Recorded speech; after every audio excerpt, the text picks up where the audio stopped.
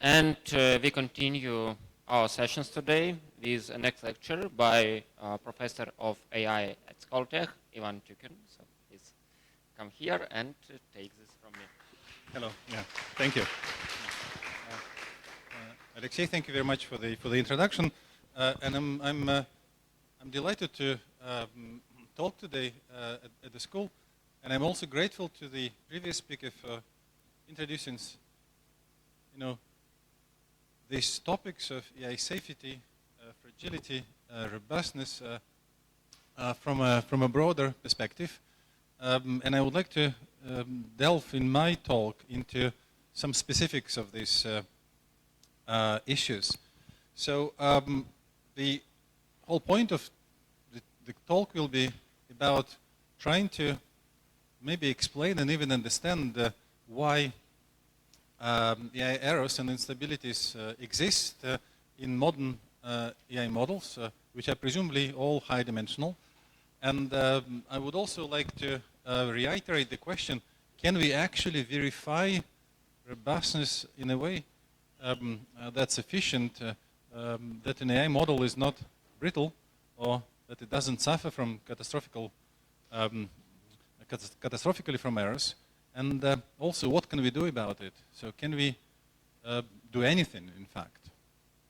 And I'll start with this slide because in order to understand what's going now, maybe it's better to start from somewhere in the past. Like every 100 years, mathematicians gather together to discuss next important problems for the next century.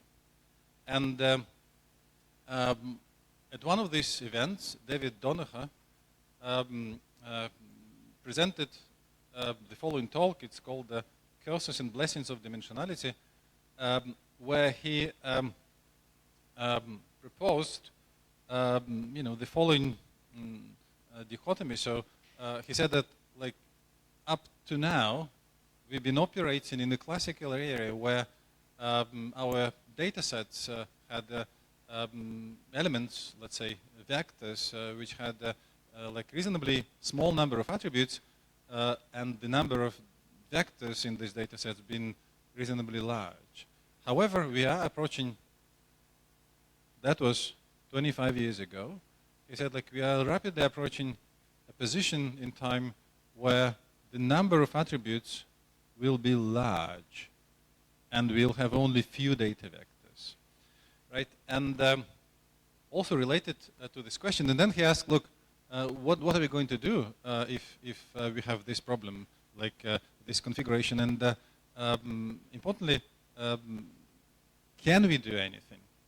And a related question, which Stephen Smale asked a year later, that was the limit of intelligence. So is there a limit of artificial intelligence? And if there is a limit, what that limit is? So I hope I'll give you some sense of these limits today.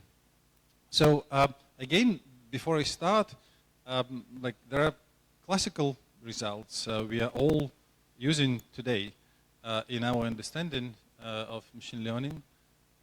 For example, when we derive generalization bounds, we use concentration inequalities, Hovding inequalities, Chernoff, Legrand, etc.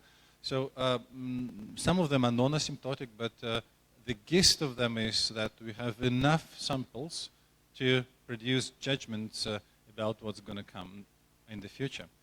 Now, at the minute, though, and I presented this, I put this graph here on purpose. If you look at the way the models evolve over time in terms of the number of parameters they have, you very clearly see this kink, right, about 2010, where the exponent, the exponential rate of increasing the number of parameters over time just essentially doubled, right? So at minute, which is like 2025, we are talking about models potentially having like trillions parameters in them. And, you know, like, it's a big problem. Not only computational, as I'm going to show you later. Because there was another study, a reasonably recent, 2024, when people investigated the number of tokens per parameter in a large language model, which gives you some optimal configuration in terms of the in terms of balancing your computational resources and the quality of learning. What they found, this magic number is about 20, right? So think about it. You have n number of parameters, or n parameters in your model, and the size of the data set to balance out your computational budget and accuracy is 20 times n, which is just a vague or like mild linear dependence, right? So, and then there is something else, and this is what I took from a Nature paper published in the end of last year, where people looked at, is there a limit of the data, right? So the question is, we are using, you know, tokens to train LLMs, we are using images, etc., etc. We are using the entire internet to train our models. So the question is, are we going to reach a point where the speed and the velocity of like corresponding to the, you know, development of, to the growth of our models over time, when the size of the models we are planning to deploy will match the size of the data that's available for us to train. And they found that, you know, if we proceed doing what we do now, like probably around 2030, that's in 5 years' time, we'll reach the point where our models, in terms of this size, will match the size of the training sets available. And here comes the problem. The problem is the classical methods that's been used so far to build machine learning tools and solutions assumed that we have enough data, actually way more than the number of parameters. And now we are entering a different phase, like point, and we're actually going through a phase transition where the data won't be enough. And therefore, I would like to bring us back to the first question, and the first question is it good or bad? And what are the consequences? Because when we are talking about the number of parameters, presumably we are talking about things we want to optimize, so like something that lives in some reasonably high dimension, right? We want to find an optimizer. Now the question is it difficult, and what are the challenges when we are dealing with high dimension? And but before that, I want to also confuse everybody in the room, because I want to challenge the very notion of dimensionality and what high dimension means. So like I'm just like giving you 3 examples of perceived high dimensionality. So you've seen probably some talks from the previous days where people talked about the problems of high dimensional data, especially in relation to medical applications. One of my colleagues, Professor Tyukin from University College London, I believe, talked about some approach which they developed in his group to tackle high dimensionality. But the problem is, what is high dimensional data? Like, is a data vector with, say, 100 attributes, is that vector high dimensional? If I perceive this data as a data set, yes, the data, this vector lives in high dimensional space, but is it high dimensional? So I don't think so, because you have only one data point, right? So when we are talking about the data set, let's say, I can give you another example. You can have, let's say, 1 million of vectors, but most of the attributes in these vectors will be 0 except of 1. as I showed on the slide. Is it a high-dimensional data? Certainly, they live in high-dimensional space, but whether the data is high-dimensional, I don't think so, because probably in this case it's evidently one-dimensional.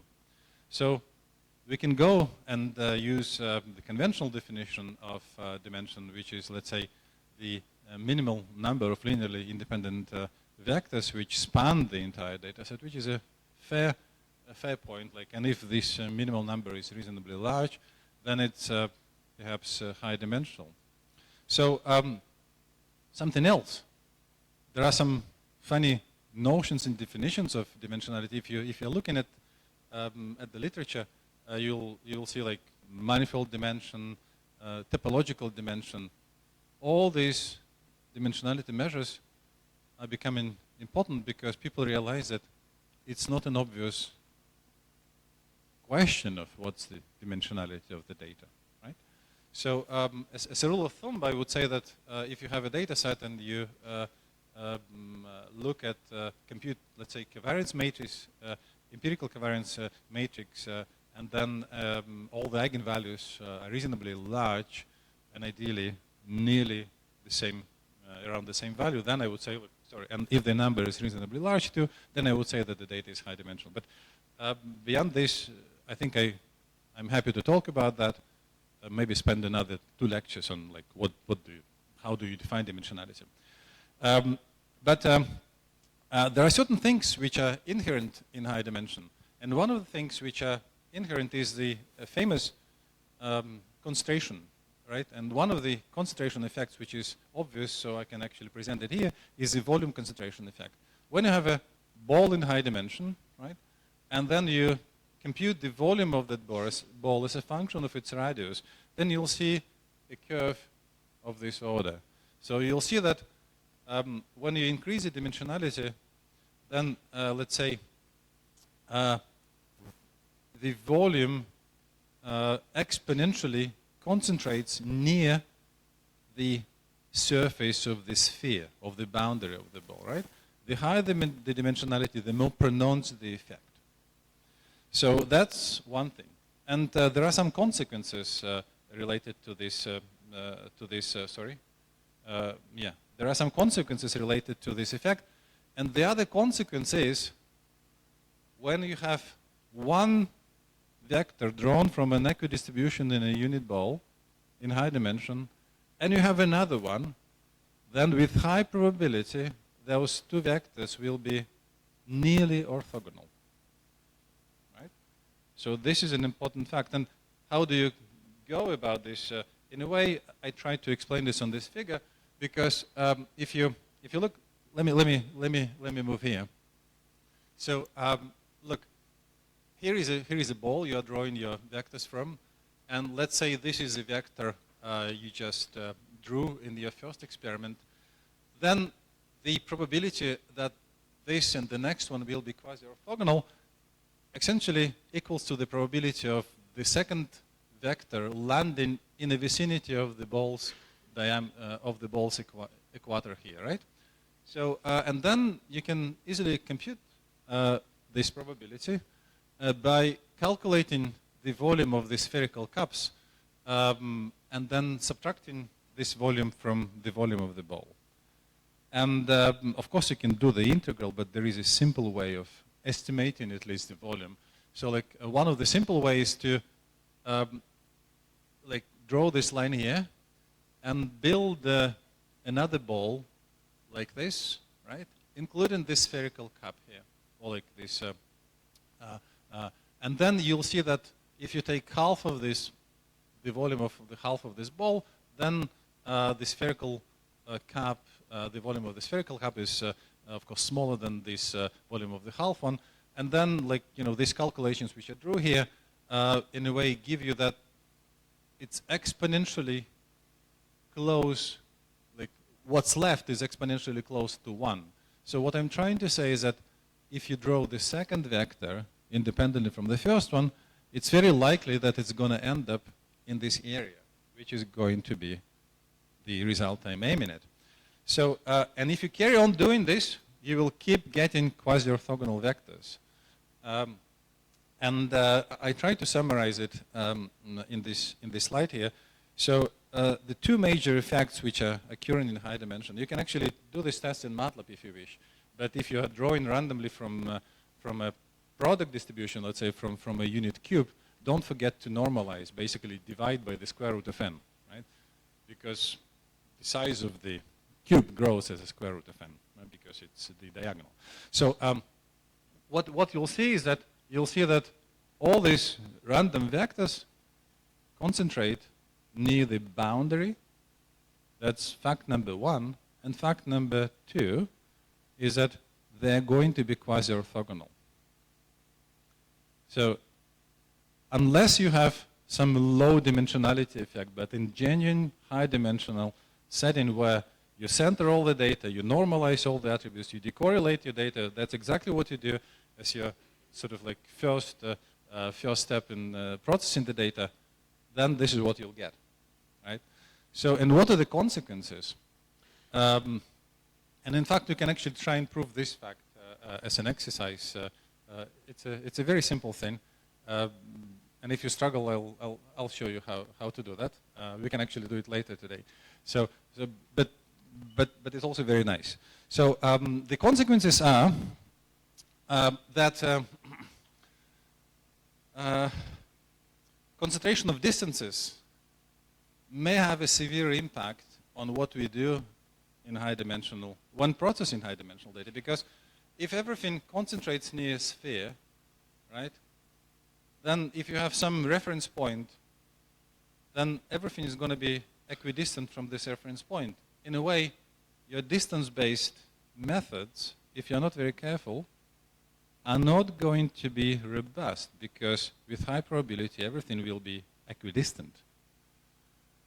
And clustering will have an issue. And in fact, the application of topological data analysis, because you're using distances, right, in this method, will also have potentially some complications because of the high dimensionality.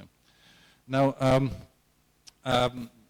and here are some like more mathematical and more general statements about these effects.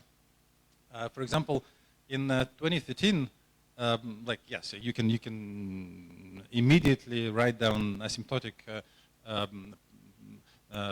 estimates of distance concentrations if you let's say work with LP norms. In 2013, people said, look, if I look at the probability that my vector x, if I draw it from a product distribution where each random variable is bounded from above by, let's say, c, and its pth moments are defined. So the probability that the length of my vector, like LP length of the vector,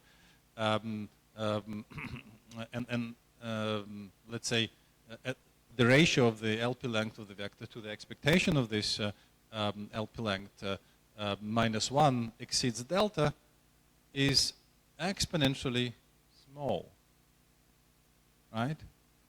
So, and when you fix P and you let n go to infinity, you'll see that you're approaching 0 here.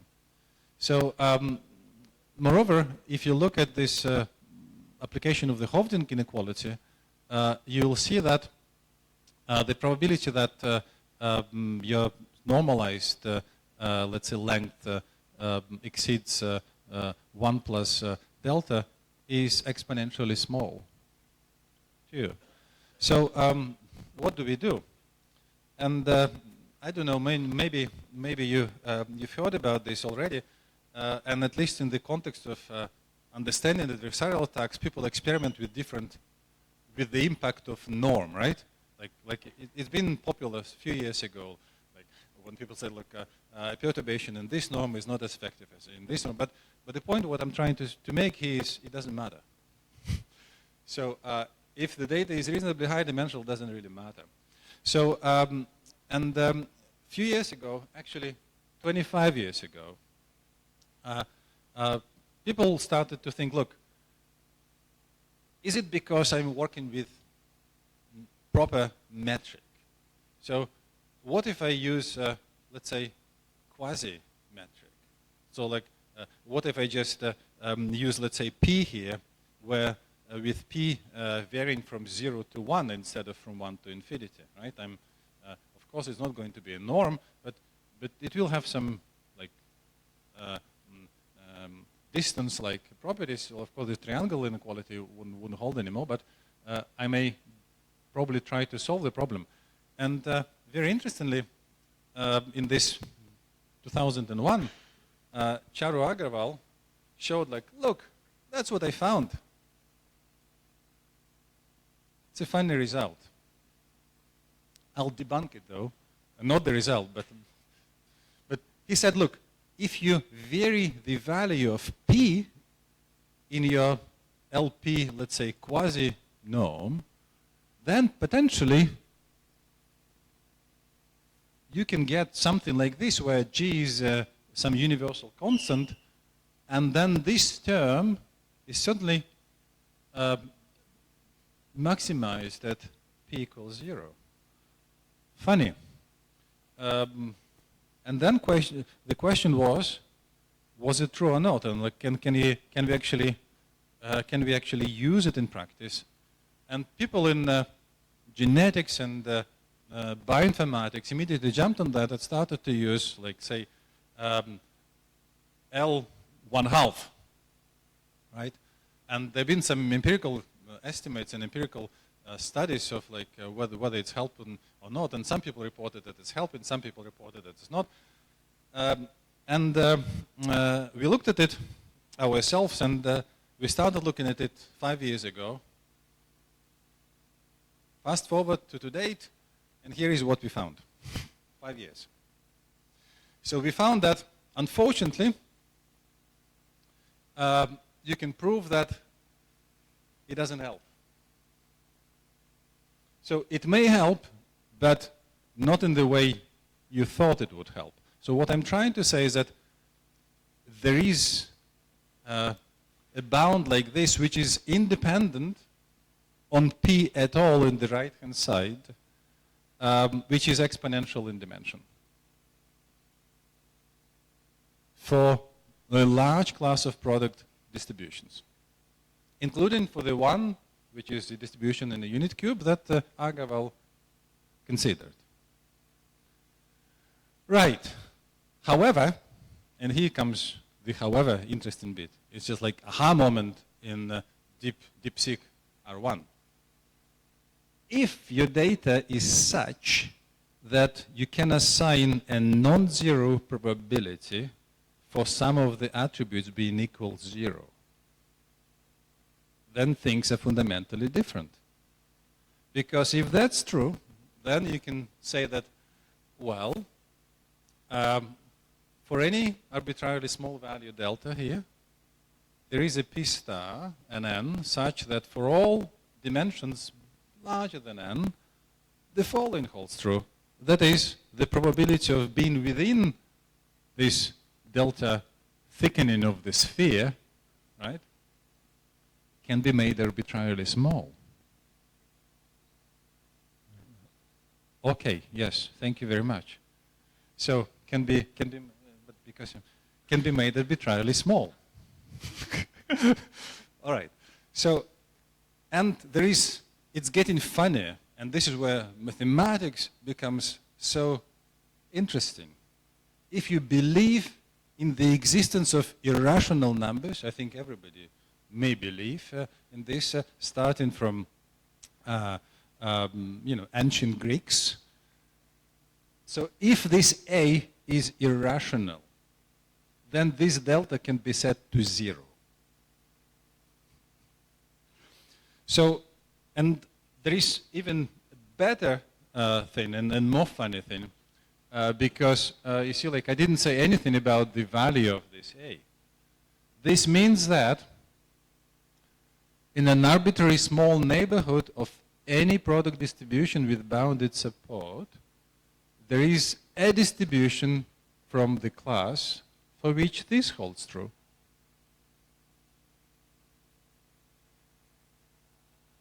Yeah?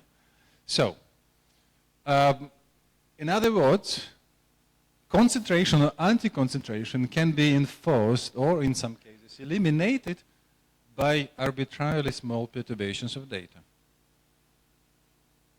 And I'm just going to give you some funny example here. So I have a random variable which takes the value of 0 with probability 1/2 and the value of 1 with probability 1/2. And what I'm going to do, I'm going to study how far I'm going to be away from my, like I'm measuring distances and I'm looking at the normalized distances, and I'm going to study how far my normalized distance is from 1, right?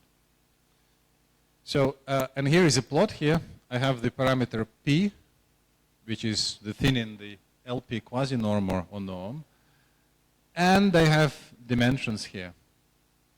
And the color shows, of course, the number of occurrences that this event, took place in my experiments. And the delta was 0.1. And you see that when the P is small, there is nothing. In complete agreement with my theory. Now, when I moved the distribution by a tiny distance, like when I moved the point at which I have this probability 1/2 by a tiny distance away from 0, the picture is different. When the dimension grows, I start to see some values here, which is again in full agreement with my theory. What I'm trying to say is that there is a funny scenario here, and this scenario is here. As a data scientist, you work with your data, and because the data is real, there are some missing values, which is normally in the case when you work with medical data, etc.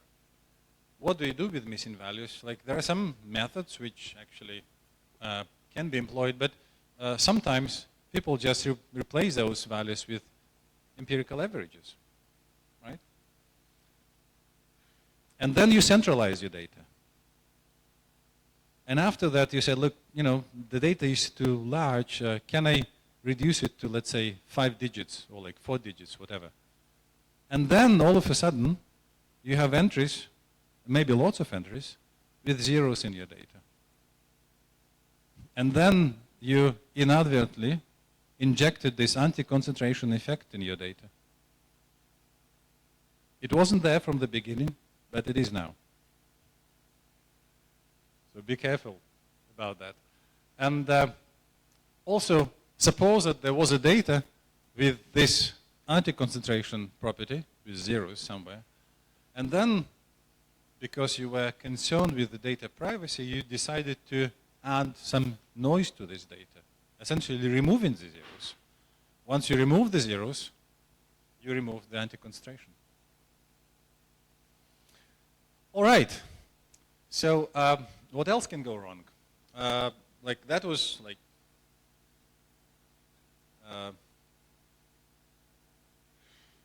that was from this year. This is from 60 or 70 years ago. I was listening once a lecture from a professor at St. Petersburg State University, Vavilov, who was giving a nice lecture about mathematics and the standards of rigor in mathematics, and he said, like, modern day mathematicians understand perfectly well what's been, let's say, developed within the last 60 to 70 years, and they really don't understand what's been developed now, and what's been developed before they actually also don't understand, because the language was different. So, and the standards of rigor was different. I'm not saying anything, I'm not implying anything, but it's very interesting to look at the past here. So in the past, when people were concerned with spin glasses and studied statistical physics, they deal with matrices with random entries, right? So, and from the data science perspective, is a nice example, is a nice model of what may happen. So, if you look at these matrices and compute the following product here, so like you take matrices of certain dimensions, d by n, and then you compute this stuff, which is like empirical covariance matrices. And each entry will have a zero mean in the original matrix and the variance equal to sigma squared. And then you start computing eigenvalues of your empirical covariance matrix here. And this empirical measure just means that you assign an interval of certain length and compute how many eigenvalues, right? How many eigenvalues of the covariance matrix land in that interval. That's exactly what this thing is. So, and then you would expect that all the eigenvalues, because you know the covariance, everything is independent, all the eigenvalues will be identical. But in some cases it's not, because when you fix the ratio between the dimensionality of your data and the number of observations, and you fix the ratio, let's say, close to lambda, what you'll have is that the empirical measure, when this dimension and the number of samples can both go to limit in this way, the empirical measure converges to this, to some probability measure with these properties, and the density of this measure is like that. So the important thing is your eigenvalues are likely going to belong to this interval, like to the interval from lambda minus to lambda plus, where all these things are defined here. So what I'm trying to say here is that if you do your favorite dimensionality reduction using principal component analysis, right? That's what we do. Like we say, look, the dimension is too high, let's reduce it. And what we do next, we say, let's use eigenvalues of this matrix as a proxy for our decision making. And then, unfortunately, it's not a good proxy, because in some cases you may have uncertainty, right? So, and here are the plots just for, for the visualization of what's happening. And I think this somehow concludes my first part about like high dimensionality. There will be 4 parts in it. The first thing is the concentration effects. So these concentration effects have an impact. They're very funny, those effects themselves, because some little perturbations to the data may actually change the properties of your data quite dramatically when it comes to concentration. So sometimes they facilitate concentrations, these little changes. Sometimes they actually destroy.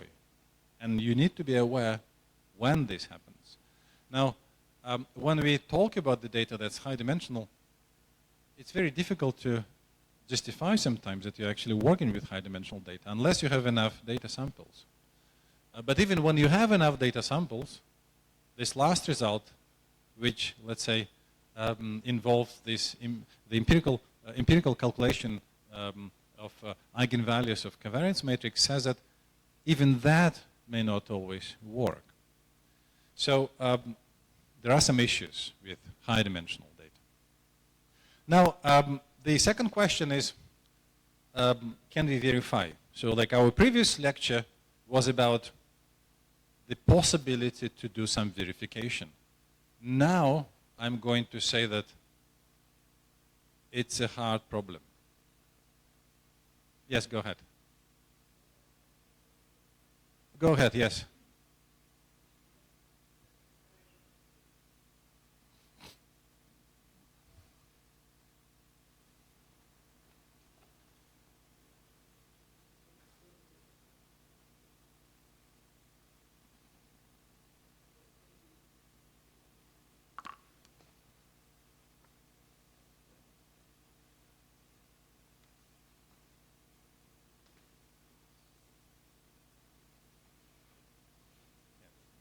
Another mic is coming. Yeah, thank you for the first part. You mentioned that if you use the metric, then the concentration of volume will be around 0, yes? And when we use... Around 1. Huh? Yeah. Yeah. Yes, Okay. sure. Yeah. At 0, or maybe at 1. But 1. You suggested that we may use not the metric, but p between 0 and 1. And but we also need not only the metric, but a way how to calculate the closeness of two vectors. For example, scalar multiplication. Yes. Does this have alternative in non-metric setting when p between 0 and 1? And how can it be applicable in situations? Yeah. Okay. I'll try to answer this question. So when you have a cosine similarity, right? Cosine similarity as a metric in the setting is equivalent to distance. So like whatever applies to distance will automatically apply to cosine similarity. All right? So it's not what I suggested to use different, let's say quasi-metrics or the quasi-norms to tackle or to tame high dimensionality. It's Charu Agarwal suggested. What I said, it's not going to work. See?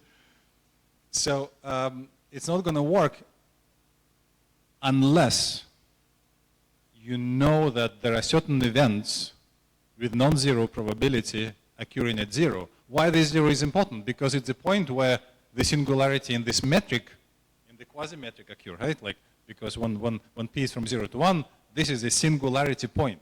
And you just, I'm saying that you can exploit the singularity point. That's it. Right? So, now let's move on to the second part. And the second part is about verifying stability. But before we do this, and we do this properly mathematically, let's define what stability is.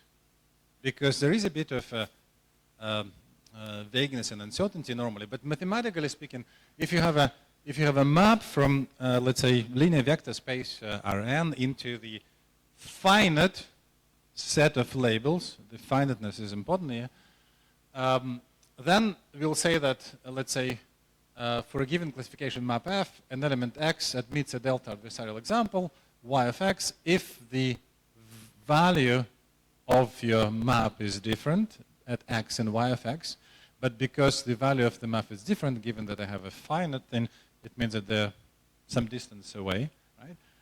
And at the same time, X and Y of X are reasonably close. So like, for the time being, let's think of this as just standard Euclidean distance. So that's what we normally think and believe constitutes an adversarial example, right? Instability is a different thing. The classification map is unstable at X if for any, and this is an important thing, for any arbitrarily small delta, you have exactly the same effect with one thing. For any, you have the following. The labels or the outputs are different for some y from this neighborhood. And this definition already suggests that there could be some problems, because it's just enough for me to find one of this y to claim instability. Therefore, if I want to test for instabilities, I need to explore all neighborhood, right? So, now, and it will become clear later on. So what I want to do, I want to say that, unfortunately, when we are talking about verifying stability or instability, there will be uncountably many tasks which you cannot efficiently verify. And the later, efficiently I mean like by spending less resources than an exponential in the dimensionality of your input data, right? So that's what I mean in efficient. So if you have the budget to explore exponentially many points, then it's fine. But if you have the budget which is less than exponentially an exponent in your dimension of the input, then there could be issues. And recently, we believe we showed that not only there are uncountably many bad tasks, but each of these tasks will have a neighborhood of tasks with the same property. So in a way, like some time ago, Stephen Smale, I mentioned him, so he published a paper with the following title. It says, "Structurally stable systems are not dense." And it was a big thing at the time because structural stability as a property that describes dynamical systems and the resilience of two small perturbations of the vector fields describing the motions, what he actually said is that there are structurally unstable systems such that in their neighborhoods there are no structurally stable systems, meaning that as a model of the universe, structurally stable systems are not very good because there could be unstable, structurally unstable systems in the neighborhood of a structurally unstable system. So likewise here, we are showing that there are uncountably many bad problems which are not easy to verify.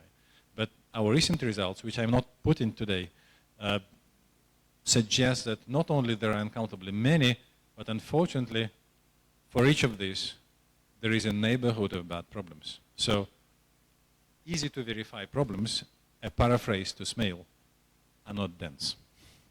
Okay. Why is it important? Well, we've seen in the previous talk that, let's say, applications in finance and safety critical, let's say, keeping our applications around civil engineering, keeping our water clean and safe, demand the following. Whenever we use an AI model, we want safety. We want robustness, we want stability. And therefore the question of testing for this safety, robustness, and stability becomes an important question. So, and I'm going to show you that it's not a very easy thing. And before I do this, I need to introduce some vocabulary first. And what I'm going to do, I'm going to consider the following setup, where I have a fully connected deep neural network. The depth is not important here. 3 layers would suffice. And I have, just in order to make my presentation easier to read, I'm not presenting everything here.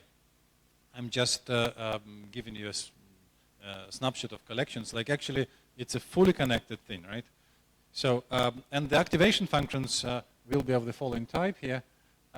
Like ReLU is one of these activation functions, but I don't care how this branch looks like. I just only need strictly monotone. Sorry, I just need a function which is a constant to the left of this kinking point, and which is strictly monotone and continuous there.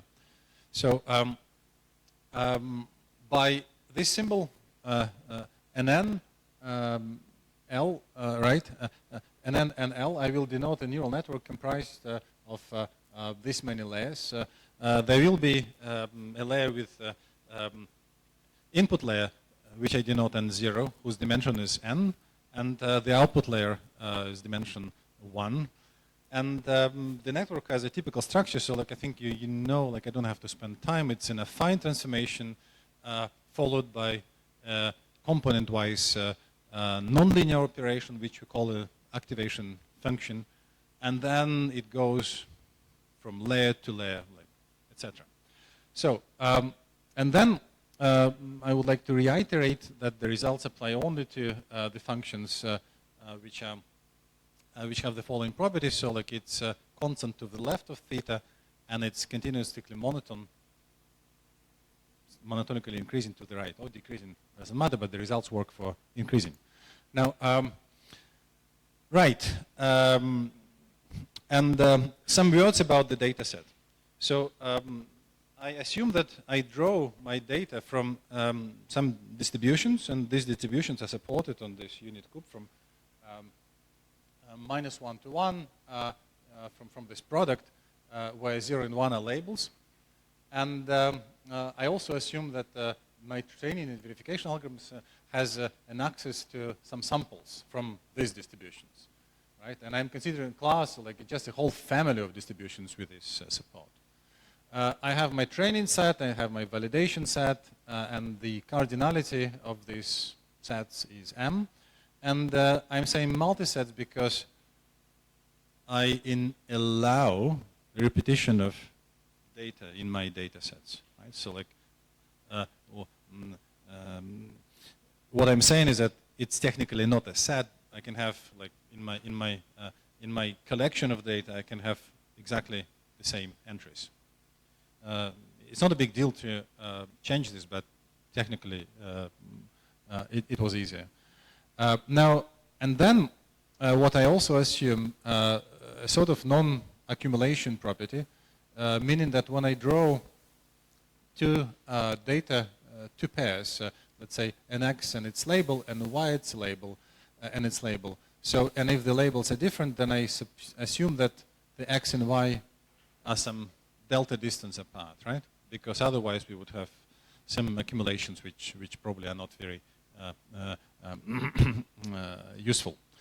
And then the loss is just any loss of the following type, where RE is actually a loss comparing two outputs, the model's output and the true label, and it's 0 only if the model's output exactly matches the label, right? In other cases, it's not 0. And here is the result. It's very long, but I'll try to skim through this and present the story without you having to read the statement. So what I'm trying to say is that suppose that we have the setting.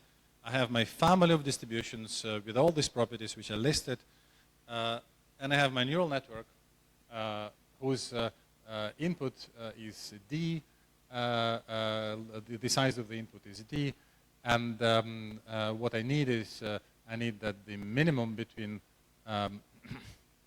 these numbers, which is the whole part of the second layer over 2, and the size D being equal to n. So, and then the following happens. I'm saying that there is an uncountably large family of distributions such that for any training data drawn independently from this distribution with probability 1, the following happens simultaneously. Fact number 1, there is a good solution to my problem, meaning that a network with this architecture which solves my problem exactly with no errors. So it is a minimizer of my loss, it solves the problem exactly, and moreover it generalizes beyond my training data. Now, however, for any Q which I pick from this interval from 0 to 1/2, with probability greater or equal than this number, and if m is large, with probability close to 1, there is a subset of my training and validation data set whose cardinality is at least this number, on which this network is unstable in the sense which I said. So for any arbitrarily small size of your perturbation, you just decide what the size is, there will be a perturbation with that size that swaps the labels. And what I'm trying to say is that, moreover, the instability is typical. What do I mean is that if I take my data and perturb it by just a random perturbation from some reasonably small ball, with high probability, I'll get a label swap. And the probability of this is 1 minus 2 to minus n. So if n is 10, it's close to 1. Even if n is 4, it's reasonably close to 1. If n is 2, it's reasonably close to 1. Okay. And the important thing is that this random perturbation which I add also perturbs some other data points. Now, despite this, there is a good problem. Sorry, there is a good network which is A, minimizing my loss, perfectly solving my problem, perfectly generalizing. But it is also robust. The problem is I cannot distinguish between the two by looking at the loss. Right. And moreover, if you give me two numbers, one is small and one is large, I can give you two networks, two pairs of networks.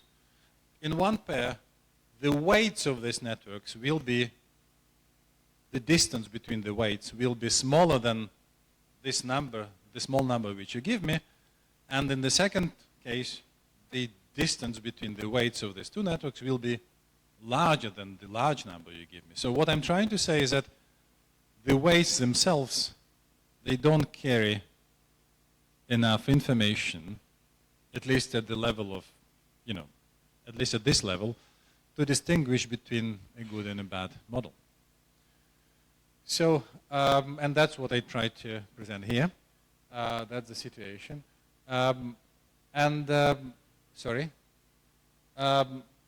Claim number 3, even if I have a robust model, and this is why the problem of verification comes, there will be other distributions, uncountably many in fact, on which the model will be not robust. So suppose that I verified it on my training data.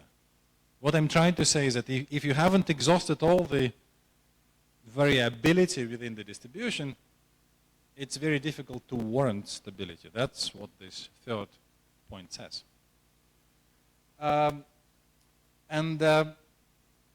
Here comes the thing, like, why is it important?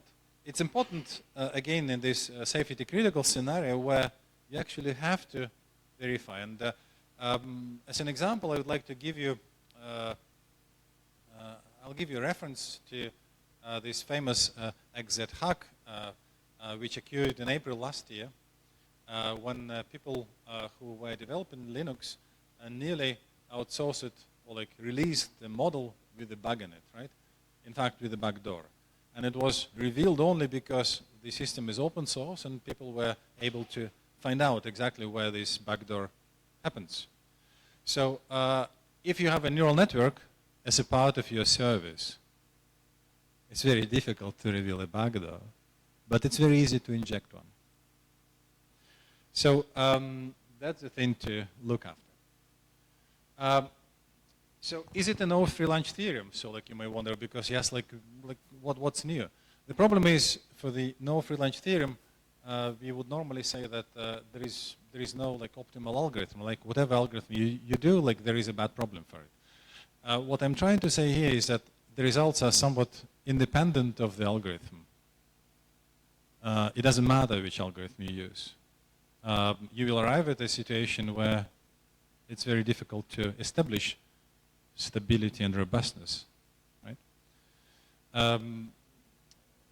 There is also a reference to complexity, which I don't want to discuss here. Right. Classifying versus verifying. A classification, is it a bad problem? Or like is a verification is bad? In a way, classification is a bad problem because you are forced to make a decision one way or the other. There will always be a boundary. And this vanilla classification task where you have to tell like whether it's a cat or a dog is inherently, potentially unstable because there will be a decision boundary, and at this decision boundary things may happen. Now, verification. I was trying to come to this point gradually, and here is a culmination of what I want to say. So in some sense, when we look at verifiable accuracy, what we do is that we use concepts like VC dimension, etc. And in a way, learning happens if VC dimension is finite, meaning that you only need a polynomial number of points to make judgments about what's going to happen in the next, like after you finish your training. And also there is a dependence on dimension, but only through the complexity measure hidden and embedded by in the notion of the VC dimension. So verification is a different thing, because when you verify stuff, you need to explore potentially all hypotheses. I mean, all values of model parameters. And that's the problem. So you have a continuum of different functions implementing a solution, and you have to verify them all, ideally. So, and this thing scales exponentially. So now there was a reference to randomized smoothing today as a way to generate robust response. And one of the, a formal statement is this. So you take your classifier, and instead of working with this classifier, you work with the classifier of the following type. So you perturb your classifier around the point X by, say, Gaussian noise. And then you compute the frequencies of the classifier response, and then take the label corresponding to the maximal frequency, right, whose frequency is the highest. Now, the problem with this approach is that instead of running an inference in one go, you have to gather enough evidence, right, by doing these random perturbations, about what's going to happen. And also, there are some assumptions here, because you need to know this value, and empirically establishing these values are not always easy. And I believe it will be clearer from the next part of my talk. Okay, so and now we are gradually moving to this third position, the third part of the talk, because, like, again, I would like to make a small pause here. What we've learned so far, A, high dimensional is something which need to be treated with caution. Fact number two, verifying things, especially in high dimension, may be potentially difficult task, right? Fact number three, yeah, but now I want to consider the case where there is an actor, somebody which is acting adversarially against you, somebody who is actually saying, look, you are building a model and I'm going to exploit it. So is it easy? I don't know. Now, I want to skip this slide, but like dogs and cats, like they're nice animals, they're funny, and then I probably I wouldn't mind sitting in front of over there, just looking at this slide and like not hearing myself, because I'm not as good as the dogs. So, but here is an example what people do. Like they try to add all sorts of perturbations to images, and then they observe that look, sometimes some imperceptibly small perturbations may alter the data, and that alter the classifier's response, and that corresponds to adversarial things, right? So what I'm going to say is that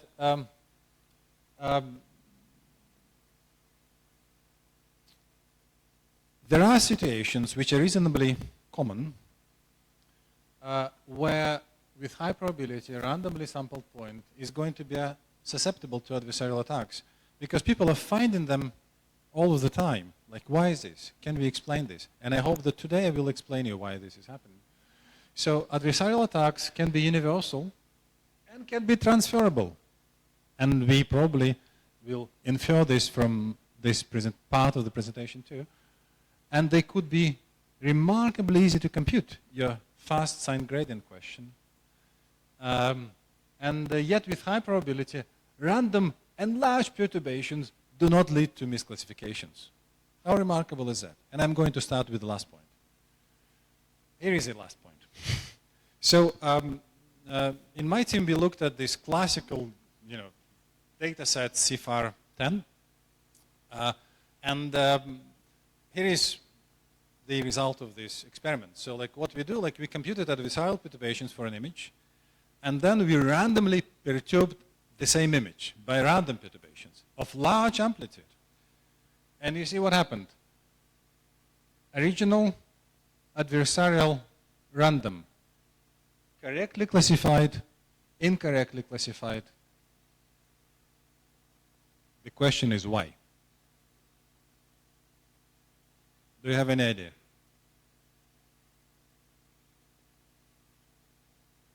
You will have very soon. So, and then like we systematically assessed this behavior, and here is a L infinity norm of the smallest perturbation of the adversarial attack, and you see that when you increase this L infinity norm, uniform norm, like the likelihood that the attack essentially is likelihood that most of the data points will be susceptible to attacks of this size raises to something close to 1. At the same time, when you apply random perturbations, the thing is different. Like here is a curve rapidly going to high values, and it stays flat over a large, reasonably large domains of perturbation sizes. So why is this? Right. A spherical horse in a vacuum. This is what I'm going to suggest we look at. You know this joke about mathematicians trying to understand things, and the spherical horse in a vacuum is a typical model, of course, of a horse, right? Here, what I'm trying to say is that, like, typically we have things like that look something like this, right? Like we have one class, we have another class, there is some wiggly decision boundary. But the thing is, in high dimension, doesn't matter. The wiggly thing have very small measure. And therefore, it is very natural to move away from this one to this scenario, where you have just two balls, one representing class 1, another representing class 2, and the distances apart somehow like giving you a feel of the decision boundary, right? So, and that's the situation I'm going to consider. Let me go back and say, look, here is my model. I have two balls, and the distance between the centroids of these balls is 2 epsilon. So the question is, what can I say about this scenario? The first thing is, for any epsilon from 0 to 1, the probability that the classifier applies a correct label randomly to a randomly sampled point grows exponential with dimension. And it's very clear why this is happening, because of what I explained in my previous part. Remember the concentration of volumes? That's exactly the application of this result. So the classifier acts in a correct way most of the time. The second problem is that not only it acts in a correct way, but if I randomly sample a point, with high probability it will be susceptible to adversarial attacks. Why is this? Any ideas?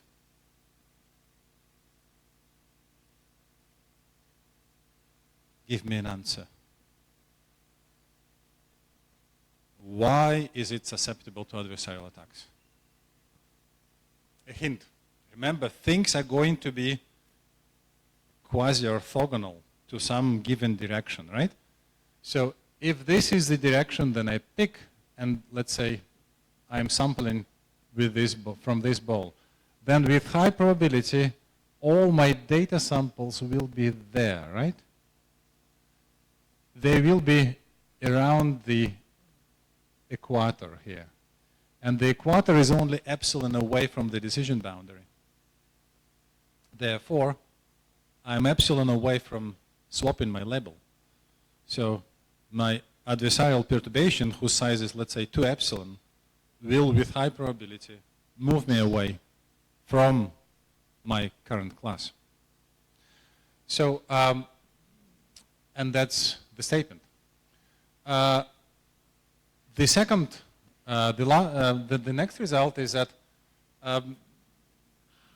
when I said this, with high probability, we have this susceptible point.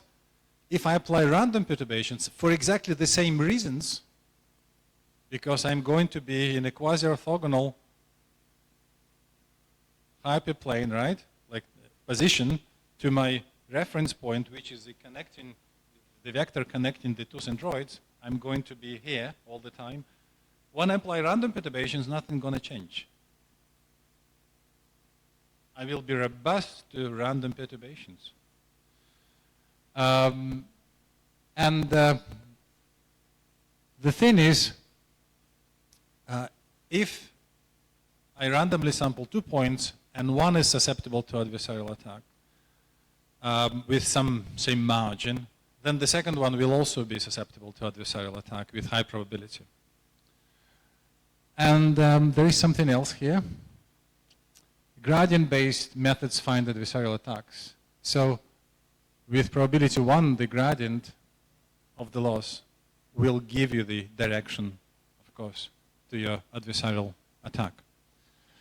And the last thing in this section is the example of 2 balls is, of course, interesting. But what happens if I have 2 hemispheres, or like 2 semi-balls, 2 half balls, and the decision boundary between them stays the same? So we looked at that, and we found first empirically that, interestingly, when you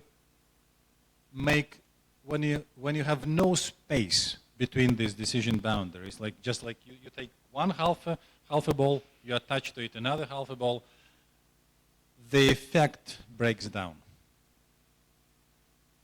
And you can prove it mathematically, and mathematically what I'm trying to say is is the following. So if there is no margin whatsoever, then you can easily detect these adversarial positions.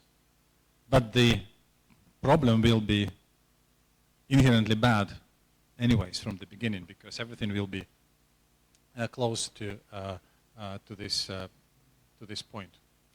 So in a way, if there is no margin, then there is no place to hide for adversarial attacks. And therefore, it raises another question. If we operate in high dimension and there is some margin, this is exactly where adversarial things hide. So you want to make this margin either very big and therefore pay the price for verification, or be at the mercy of not finding anything by random augmentation of your data. So, are stable models good? I don't know. Depends on whether you have a margin control. And in some sense, you know, the empirical evidence that by randomly perturbing my model, I'm not getting any switches is not informative. That's what I'm trying to say. And we've done these experiments. I'm skipping these ones for the sake of time. In these experiments, we looked at the following effect. If we add random perturbations to our training data, can we increase robustness and stability? The answer was no, we couldn't. For exactly the same reason. So like the theory suggests that random augmentation doesn't help. So if your problem is inherently high dimension. Now, part number 4. I said you lots of bad things about high dimension. Can you use it for good? Is there any good in high dimensional? Is there any benefit at all? I hope I'll convince you that there is. So, right. One of the things which bothers me, you're too young to know this. I have a privilege to be able to say, 10 years ago I was doing something, right? So, 10 years ago I was obsessed with the following question. Can I add new functionality to my model without complete retraining? So if there is an error, if there is something that I don't like, can I just fix it on the spot with some guarantees? And alternatives, of course, are retraining, but there is no guarantee whatsoever that after retraining you get exactly what you want. Therefore, the question was very simple. Can I do something about this? And the answer is the following. So what I wanted to do, I wanted to look at my AI model, at whatever model I have, at my, features, however I get them, and I wanted to have a device which is always available in my model, and this device is typically the inner product. I want to use inner products and threshold functions to be able to solve the problem of errors. That was the ambition. And again, mathematically, you can easily think of it as finding a hyperplane that separates a good behavior from the bad behavior, right? So that's what people do. And people use this in the past, like support vector machines, etc. The problem with support vector machine is, thank you very much. The problem with support vector machine is that you have about n to 3. The complexity, the computational complexity scales as a cubic polynomial, or at least quadratic. So if you have 10,000 data points, then you have to raise this number of points to power 2 to build an SVM. Not very nice. So therefore the question was, can I actually do something else? Can I efficiently build this thing without solving the problem of support vector machine? And just to give you a glimpse of the apparent naivety of my question, when you do this experiment in, let's say, 2-dimension, and that's what I've done. So I randomly sampled from a 2-dimensional, from a square, and let's say these points correspond to my errors, which I want to separate by a hyperplane. The answer is no, I cannot do this, right? Impossible with high probability. And here is more.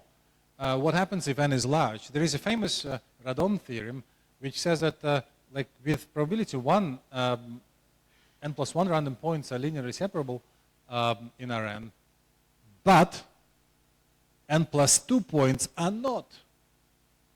Jesus, are we doomed?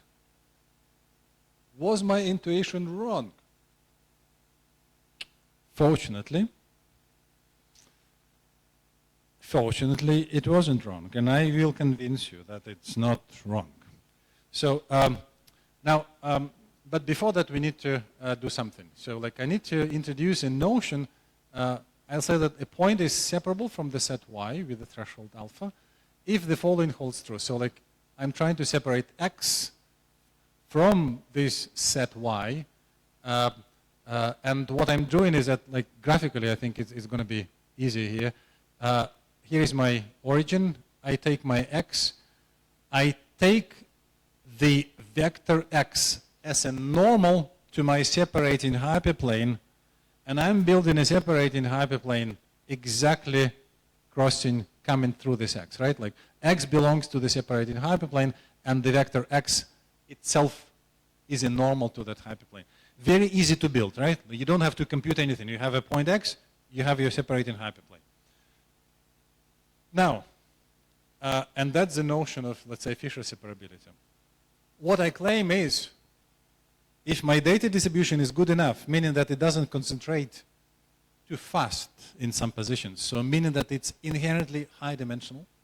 If my data distribution is good enough, then with high probability, and in fact with probability at least this size, m points from the set y can be separated from x. And if, let's say, r is 1, c is 1, alpha is 1, you have 1 to n. So like the size of the size of the set you can separate from a given point x is exponentially large. And mind that I didn't say anything about the vectors y1, y2, y3, etc., ym. They can be anything. That's the beauty of the results. So, right. I think I mentioned this already. There are, again, like few points to consider here. Remember when I was talking about the volume concentration, I said, look, think on constraint near the surface of the ball. But you know, in order to get to this separability, you don't have to work necessarily with points which are close to the sphere. It doesn't matter. This epsilon can actually be large, and the separability is going to occur. And the argument behind this, behind the phenomenon is very simple. So it works as follows. Suppose that I have 3 points, y1, y2, and y3, and I have a point x. And the point x, let me go there, the green one. The property that the point x must have is the following. It should not land in any of these smaller balls. And that's the thing that I'm looking at. Because if it doesn't land in any of those three, it's separable from all of them.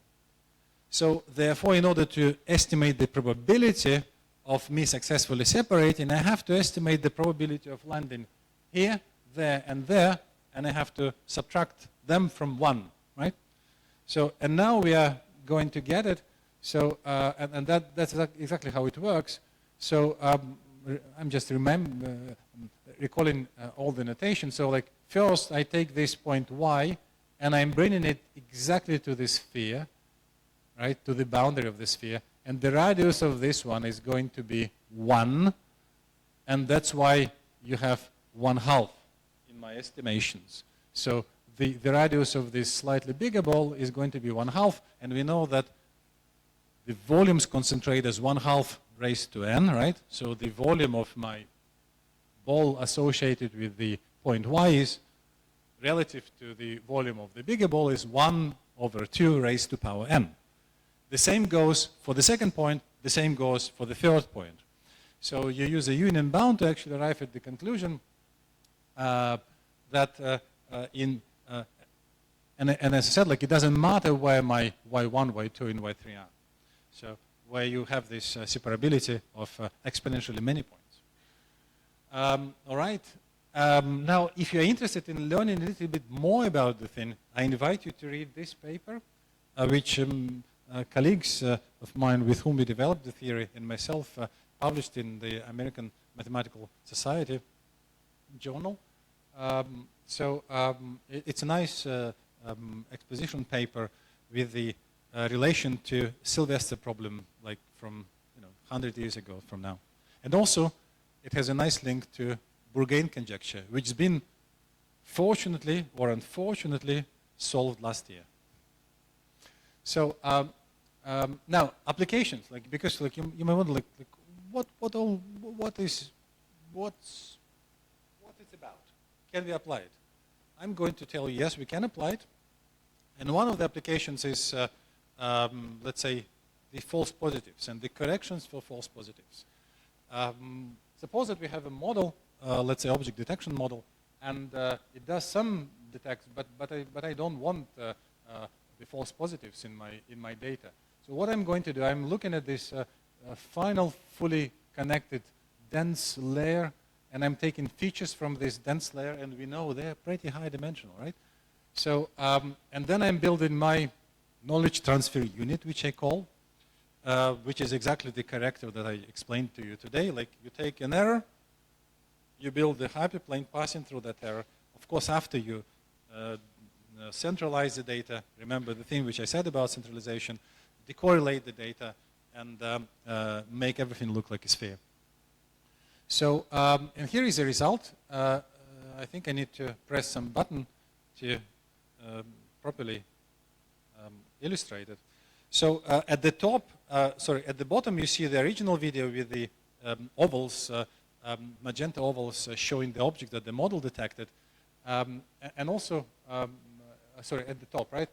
These yellow things which are popping up at the top correspond to false positives, which I wanted to filter out.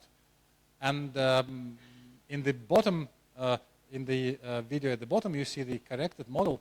Somehow, like, it has only one or two characters, I don't remember here, but it was very fast and efficient to build those things, and it's remarkably how easy it is. So it just takes a bit of time to process the videos, but like mathematically it's just like this, right? Building a Fisher discriminant, essentially. So let's go to the next one. Right. How can you use it? Of course, you can abuse it too. So, in the context of adversarial, or like in the context of security, etc., the same characters can be used for both purposes. You can edit an unwanted behavior in your large language models following exactly the same logic, or you can implant a desired behavior, which would be very difficult to detect. So, if you're interested, take a look at this paper. That's from last year's NeurIPS. Here is a link to a GitHub repo where we published all the code and examples. And watermarking. We talked about watermarking and functionality locking today a little bit earlier in the first lecture. But exactly the same tools and methods can be used to achieve a cheap watermarking. And you can prove that these watermarks will survive fine-tuning. They are robust to fine-tuning. For the functionality locking, I'm presenting you some examples here. Like here is a patch which, in a way, a key that a user must present to the network for it to work correctly. Without this patch, the thing is not doing anything. So, and given that it's a convolutional net, you can place the patch anywhere. So you can actually control where your patch is. You don't have to always place it in a corner. You can move it about. And then you can draw mathematical guarantees which would tell you with, which would give you the probability that whoever is using this without your authorization cannot use it correctly, cannot use the model correctly. So the same way you can actually lock generative models. You can lock guns using the same way. So without a patch or like a secret information in the input, the model will not generate. And here is an example how that works. This is DC gun without a patch, and this is with the patch. All right, and I think we are now arriving at conclusion. What I tried to tell today is that unfortunately or fortunately, modern AI technologies become increasingly high-dimensional. And the high dimensionality of this model is something we need to look after. And need to watch out also. High dimension requires very delicate balancing and attention. So there are certain benefits and certain limitations. Now, there are some benefits which I said. For example, you can exploit high dimensionality to make models, adaptive or aligned to your responses. You may exploit high dimensionality to increase security in your model by, say, using watermarking and by exploiting it for functionality locking. This functionality locking paper has been accepted to ICCV 2025. We haven't put it on archive, so like it's going to happen very soon. So if you need a paper, I can send you a draft. So and then also I didn't mention this, but success of zero-shot and in fact one-shot learning can be explained through higher dimensionality, and also the pitfalls and maybe the capacity of zero-shot and one-shot learning. It's a theoretical question which has not been explored yet, and that's something that we are working on. So if you are interested in that, please join. But then many questions remain. For example, can you test for high dimensionality? If you don't have data, how do you test, right? Is it an assumption? Is it inevitable that you have to have an assumption? So, and I think on this note, I'll stop. Thank you very much for attention.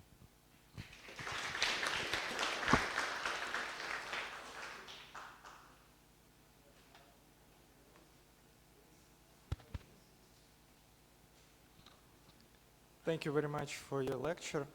I have a question. You showed the idea of a key, like key patch. Can we use it like for documents to protect it from crawlers somehow, but use it as key to our rack system or something, that our documents are searchable in our systems, but are adversarial attacks for other like data crawlers that can find sneaky ways to find our data? Oh, that's a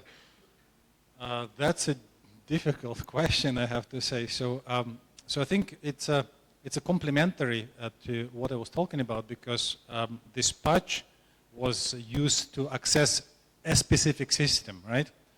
So your question is more or less about whether there exists maybe an adversarial intersection of universal adversarial attack for all models. Let's write a paper about that, because I think well, it's absolutely interesting, because look, the problem that we have these days, the problem and the benefit, of course, we cannot train large language models of our own, right? We are doomed to use somebody else's because we don't have resource. And most of these models are available. So there is only a limited number of models and architectures which we need to work out very carefully and think about having, think about whether such a direction, as you said, adversarial or whatever, may exist in the documents. Because certainly what I can say, we found some, in the context of LLMs, we found that the same ideas about, let's say, correcting, etc., translate to this domain. There must be something of the type. So maybe it could be architecture dependent, but within a family of models, I believe you can do that. So there is a finite number of LLMs, and we can protect from them. So exactly, yes. Business that use it to attack us, we could defend from it. Absolutely, and therefore, if an attacker wants to overcome your defense, they have to spend lots of money developing their own architecture, right? And we can change the key to another one. Yeah, once it gets open source, yes, thank you. Yeah. Thank you for your lecture. It was really interesting. I just wanted to ask, is there more literature you can recommend, or maybe articles besides that, the ones you presented on the screen? Yeah, so there is a team in Cambridge. My colleague, Anders Hansen, he works on the topic of instabilities in neural nets and deep neural nets. And he uses somewhat different mathematical tools to explain those. So coming from inverse problem. So he showed that, he actually showed a little bit more. And I highly recommend to look and read his recent papers on instabilities. Thank you. Again, Oxford? Cambridge. Cambridge University. Anders Hansen. Okay. Anders Hansen, Alex Bastunis, I think they recently at least made available a paper on consistent reasoning. So they claim that Athene is safe and trustworthy only when the reasoning is consistent, but the problem is that consistent reasoning is very difficult to justify. So, like, have a look. Alex Bastunis, Anders Hansen. Thank you very much. Yeah. Thank you.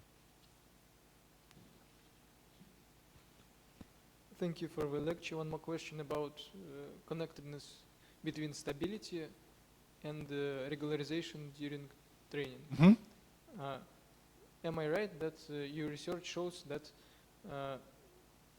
regularization and the closeness to zero of weights of neural network does not imply stability? Yeah. It does not imply stability. So we have to just come up with some other technique to improve the stability of current neural networks. Well, if you allow me to write on the board, I'm going to illustrate my point. Okay. The counterexample, like, so that behind the curtains of my theorem, there is a counterexample which I work out. So the counterexample works in the following way. So suppose that you have your data, so it belongs to your unit cube or like whatever, right? And then I do the following. I place a ball inside this cube, and then I place another cube inside the ball.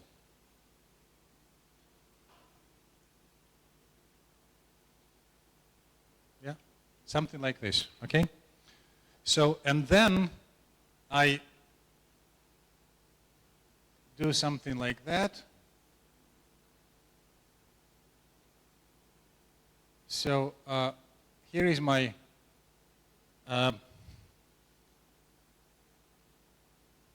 class 1, and let's say this is class 2. The corners. The corners are class 2, and the cups are class 1. Okay? Now, suppose that you verified, like suppose that you build something like this. So like you built another decision boundary here.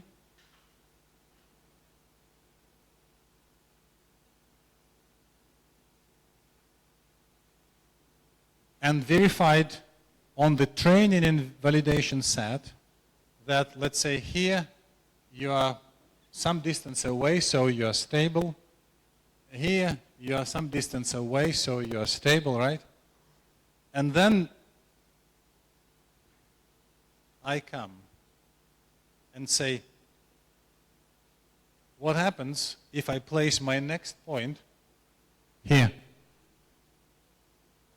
You haven't verified your data, your system in those points. And that's a problem, because how many corners does a hypercube have? 2 to n, right? Exponentially many. So you need to check your system in exponentially many different points to be fully compliant with this stability, in that, even in this simple example.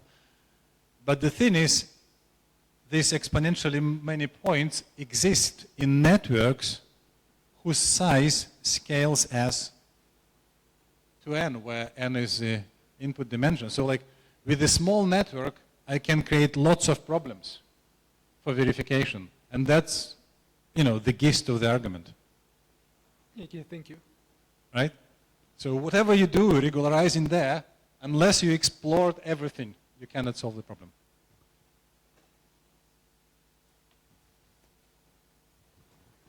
Thank you, Professor, for your lecture. I think that's a very interesting topic to research on it. And I was interested in your mention about the high dimensional concentration problem. And we do also have some similar topics about the token homogenization. And that is a problem is also called token oversmoothing, where the ARM tend to output the token embeddings with similar distance or close distance. So do you think this concentration of high dimension is one of the deep problem behind the token homogenization and or oversmoothing? Oh, that's a very interesting question and a difficult one, because I was thinking about a similar question when I was walking today to the lecture. I was thinking, well, in a different context, because your question is, I think, very deep in the following way. Given that, like, let's think about how do we compute dimensionality of, decision space in a model? What is it? Is it dimensionality of the, is it the number of, is it the dimensionality of the token space? Is it somehow like dimensionality of the data cloud, let's say at some layer of my network?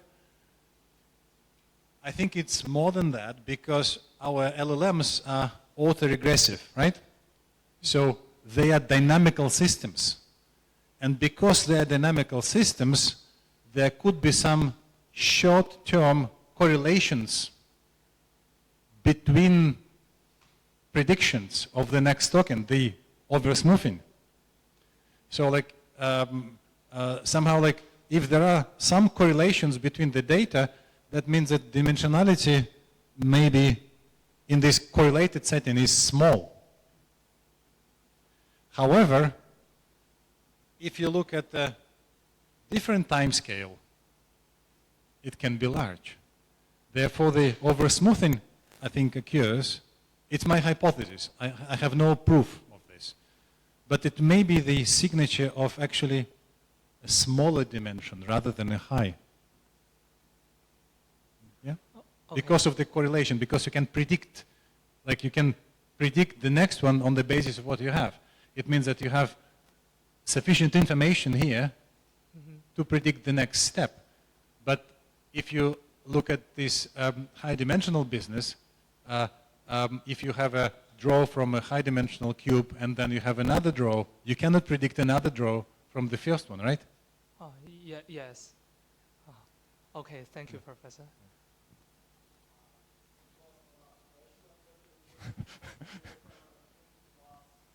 Q&A.